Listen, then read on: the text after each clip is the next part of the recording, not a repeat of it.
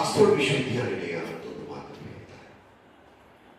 ಅದರ ಒಂದು ಕಾಲದಲ್ಲಿ ಇಡೀ ಜಗತ್ತನ್ನ ನಮ್ಮ ದೇಶದ ವಿಶ್ವವಿದ್ಯಾಲಯಗಳು ಮತ್ತು ಗ್ರಂಥಾಲಯಗಳು ಆ ಎಲ್ಲ ಓದುಗರನ್ನು ಆಕರ್ಷಿಸ್ತಿತ್ತು ಅನ್ನುವಂಥದ್ದು. ಅದು ವಿಶ್ವಪ್ರಸಿದ್ಧವಾದಂತಹ ನಳಂದ ವಿಶ್ವವಿದ್ಯಾಲಯ ಆಗಿರ್ಬೋದು, ಅದು ತಕ್ಷಶಿಲ ವಿಶ್ವವಿದ್ಯಾಲಯ ಆಗಿರ್ಬೋದು, ಅದು ಕಂಚಿ ವಿಶ್ವವಿದ್ಯಾಲಯ ಆಗಿರ್ಬೋದು. ಬಹಳ ಆಶ್ಚರ್ಯ ಇದನ್ನು ತಿಳ್ಕೊಳ್ಬೇಕು. ನಮ್ಮ ಜಿಲ್ಲೆಯಲ್ಲಿ ವಿಶ್ವದ ಒಂದು ಶ್ರೇಷ್ಠ ವಿಶ್ವವಿದ್ಯಾಲಯ ಮತ್ತು ಗ್ರಂಥಾಲಯ ಇತ್ತು.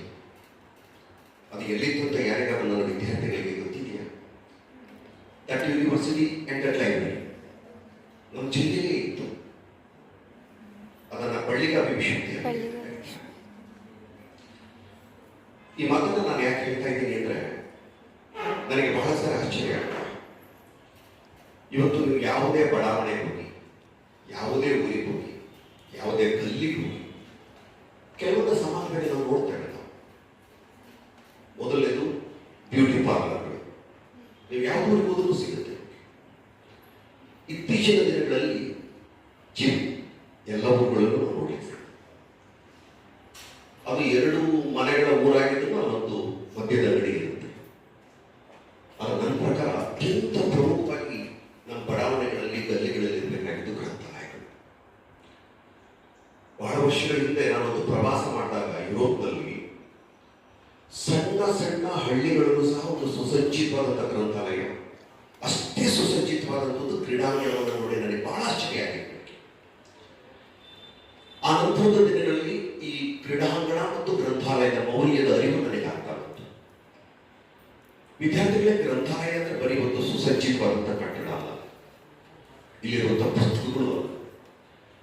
ಅವುಗಳಿಗೆ ಒಂದು ಮೌಲ್ಯ ಬರೋದು, ಒಂದು ಬೆಲೆ ಬರೋದು ನೀವುಗಳು ಬಂದಾಗ ಮಾತ್ರ, ನೀವು ಅವುಗಳನ್ನು ಬಳಸ್ಕೊಂಡಾಗ ಮಾತ್ರ. ಗ್ರಂಥಪಾಲಕರ ದಿನ ಆಗಿರ್ಬೋದು, ಗ್ರಂಥಾಲಯದ ಸಪ್ತಾಹ ಆಗಿರ್ಬೋದು, ಈ ಎಲ್ಲ ದಿನಗಳನ್ನು ನಾವು ಯಾಕೆ ಆಚರಿಸ್ತೇವೆ ಅಂದರೆ, ನನ್ನನ್ನು ಒಳಗೊಂಡಂತೆ ನಮ್ಮ ವಿದ್ಯಾರ್ಥಿಗಳು ಗ್ರಂಥಾಲಯಕ್ಕೆ ಬರಬೇಕು, ಗ್ರಂಥಾಲಯದಲ್ಲಿರುವಂತಹ ಅತ್ಯುತ್ತಮವಾದಂಥ ಕೃತಿಗಳನ್ನು ಒಮ್ಮೆನಾದರೂ ಕಣ್ಣಾಡಿಸಬೇಕು ಅಂತ. ನಿಮ್ಗೆಲ್ಲರಿಗೂ ಗೊತ್ತಿದೆ, ಜ್ಞಾನಕ್ಕೆ ಸಮಾನವಾದದ್ದು ಪ್ರಪಂಚದಲ್ಲಿ ಏನೂ ಇಲ್ಲ ಅಂತ ಮಾತ್ರ. ನಾವು ಕೆಲವನ್ನ ಮೂಲಭೂತ ಅಗತ್ಯಗಳು ಅಂತ ಅಂದ್ಕೊಂಡಿದ್ವಿ. ಕೆಲವು ವರ್ಷಗಳ ಹಿಂದಿನವರೆಗೆ ರೋಟಿ ಕಪಡ ಮತ ನಮ್ಮ ಮೂಲಭೂತ ಅಗತ್ಯ ಅಂತ ಅಂದ್ಕೊಂಡಿದ್ವಿ. ನಾನು ಹೇಳ್ತಾ ಇದ್ದೀನಿ, ಕೇಳಿಸ್ಕೊಳ್ಳಿ ಇದನ್ನ. ಅಷ್ಟೇ ಮೂಲಭೂತವಾದಂಥ ಅಗತ್ಯ ಓದು ಮತ್ತು ಜ್ಞಾನ. ಪ್ರಾಯಶಃ ಇವುಗಳ ಮಹತ್ವದ ಅರಿವು ಈ ವಯಸ್ಸಿನಲ್ಲಿ ನಿಮಗೆ ಆಗ್ತಾ ಇರ್ಬೋದು, ಬರುವ ದಿನಗಳಲ್ಲಿ ಖಂಡಿತವಾಗಿ ನಿಮಗೆ ಆಗತ್ತೆ.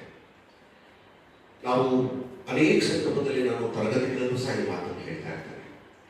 ಇಂದಿನ ಬಹಳ ಅಗತ್ಯ ನಮ್ಮ ವಿದ್ಯಾರ್ಥಿಗಳಿಗಂದ್ರೆ ಒಳ್ಳೆಯ ಓದಿನ ಅಭ್ಯಾಸ. ಒಳ್ಳೆಯ ಓದು ಅತ್ಯಂತ ಅಗತ್ಯ.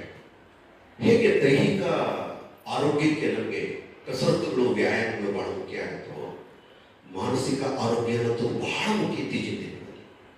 ಈ ಮಾನಸಿಕ ಆರೋಗ್ಯಕ್ಕೆ ಒಳ್ಳೆಯ ಓದು ಅತ್ಯಂತ ಅಗತ್ಯ ಅನ್ನೋದನ್ನು ಮರಿಬೇಕು. ಪ್ರಶ್ನೆ, ಒಳ್ಳೆಯ ಸಂಗೀತ ಕೇಳೋದು ಅಥವಾ ಒಂದು ಒಳ್ಳೆ ಕಲೆಯನ್ನು ನೋಡೋದು, ಹೇಗೆ ನಾವೆಲ್ಲವನ್ನು ಮರೀತೀವಿ ಹಾಗೆ ಒಂದು ಒಳ್ಳೆಯ ಗ್ರಂಥವನ್ನು ಓದೋದ್ರ ಮೂಲಕ ಸಹ ನಾವೆಲ್ಲವನ್ನು ಮರೀಲಿಕ್ಕೆ ಸಾಧ್ಯ.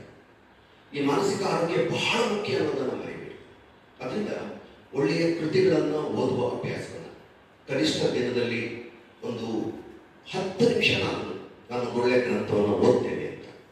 ನಿಮ್ಗೆಲ್ಲರಿಗೂ ಗೊತ್ತಿದೆ, ಅಬ್ದುಲ್ ಕಲಾಂ ಅವರ ಹೆಸರನ್ನು ನೀವೆಲ್ಲರೂ ಕೇಳಿದ್ದೀರ.